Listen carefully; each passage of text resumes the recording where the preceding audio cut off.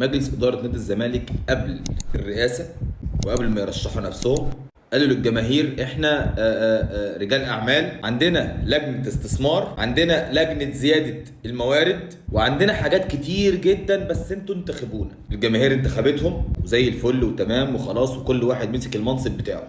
نتفاجئ بعد كده ان الكابتن حسين لبيب، كابتن حسين لبيب وكيل لشركات ايفون وابل، راح يعمل قرض ويدين نادي الزمالك ب2500 دولار.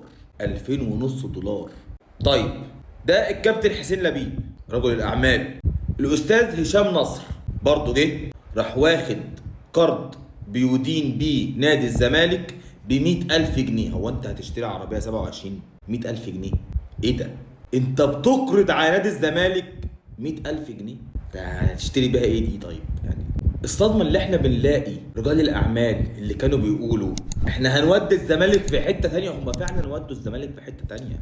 فعلا هم ودوا الزمالك في قروض، مديونات. مفيش لاعب في اي لعبه من العاب نادي الزمالك الا وهو اللي داينهم بمستحقاته.